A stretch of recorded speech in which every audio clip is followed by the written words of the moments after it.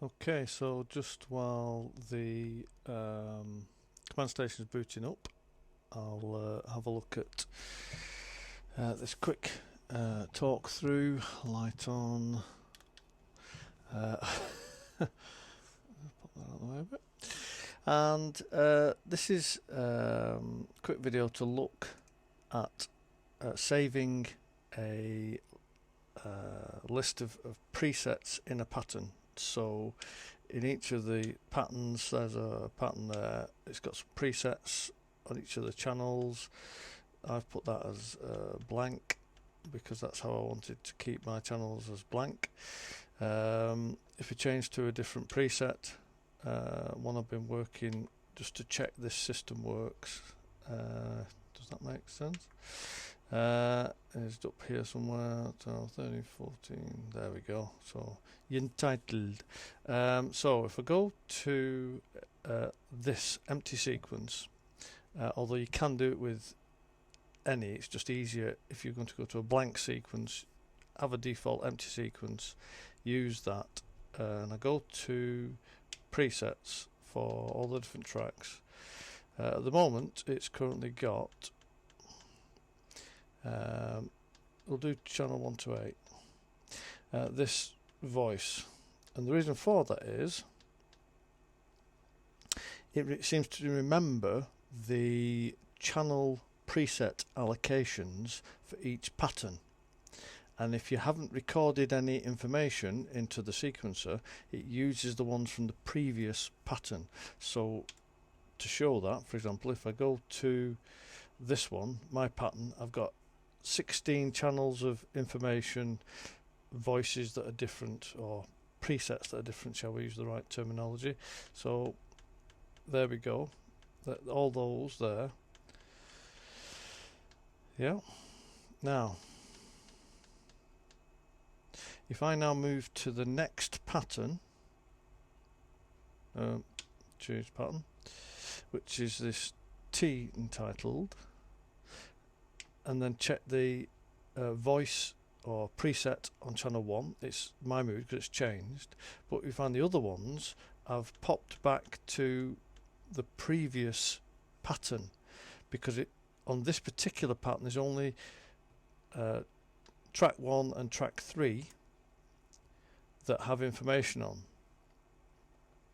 So basically, as I understand it, you get in pattern mode you have all of your tracks, and each track as it goes down, which use these as the examples, each track, so 16 tracks, you can record information on.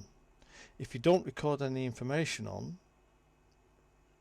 then if you change the preset for that track, it alters back. So if I go to channel 2, which is no information on, and change this to wind sax, great, pop back here, there's no information recorded on that channel. So if I accidentally pop here into this pattern where there is information recorded, when I go back, it's changed the voice again. But it's changed the voice because the previous pattern that's loaded has got track information, therefore it's saved the preset on that track, therefore it leaves that information in. So if I now go forwards to here, I've put 8 track information, 8 tracks with information there. So if I go to the presets, for each of the tracks I've put this BRS, there we go, just so that we can see it working. I've put exactly the same voice. So if I now show you how I did that so that you're able to reproduce it, empty sequence, currently all the voices should be the same as this one because there's no information recorded on these tracks at all.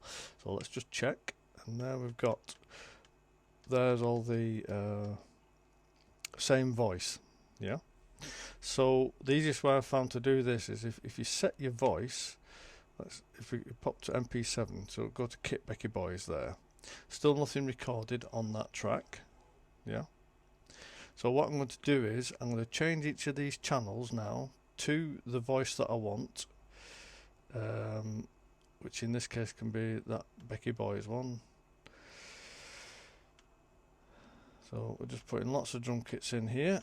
I'm turning this slowly because my encoder skips.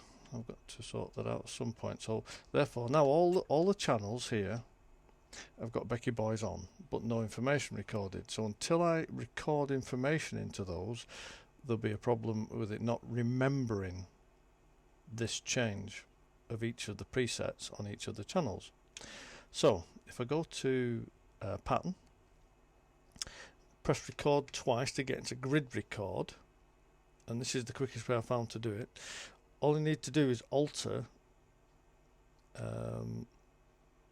on the grid just for one note. So if I just velocity 2 on a C1 note, that's all. Then I go to track 2. There we go. And all I'm doing is just putting a tiny amount of velocity on for each of the tracks. Yeah. You notice this save copy lights come up. That's because I've actually entered information. If I press record and record, that takes me back to the beginning.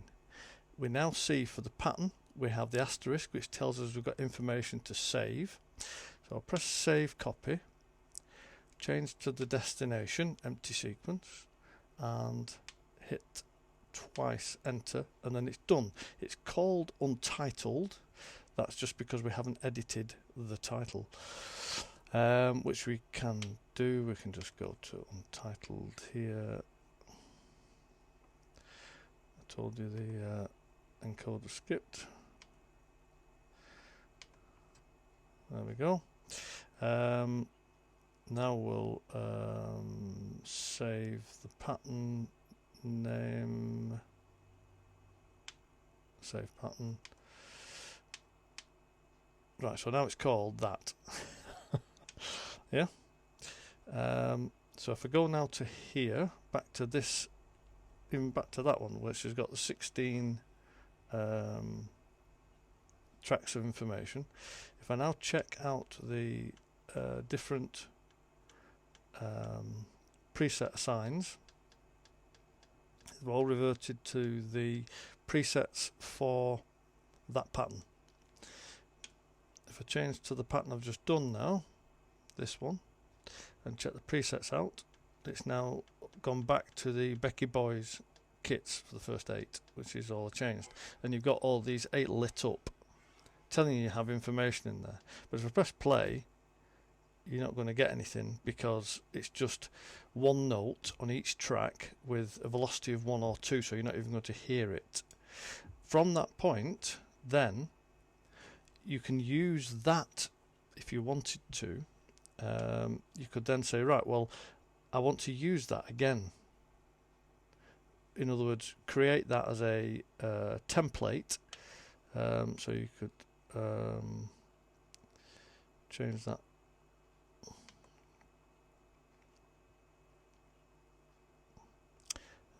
This is probably not necessary.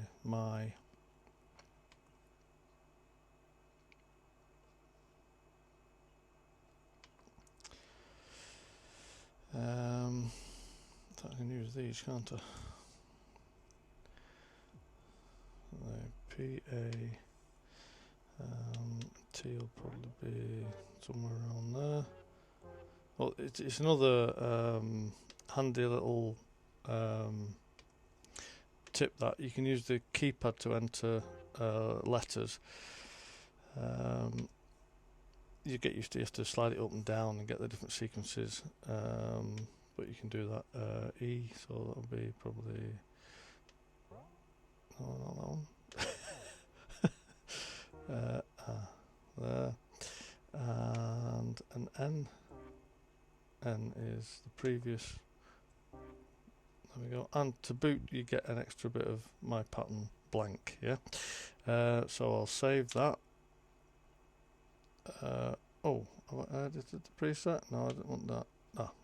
I want to save the pattern, so I have to go into pattern, I think, because I was in preset mode. It only saved the preset stuff or the pattern stuff. It depends which one you're in. It only save pattern if you're in pattern.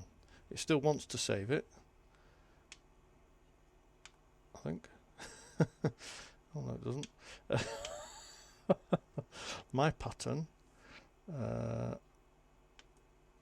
save preset. Why is it not saving pattern, I wonder? Anyway, I can't, my brain's fried. I don't know why it's doing that. Pattern name.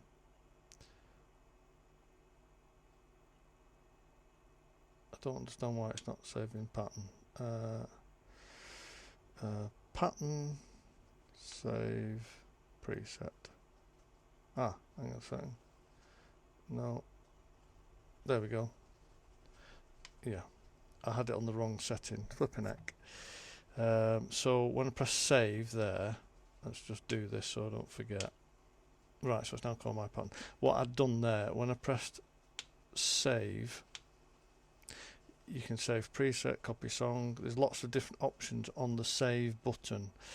So I hadn't got it on save pattern. That's why it didn't work there.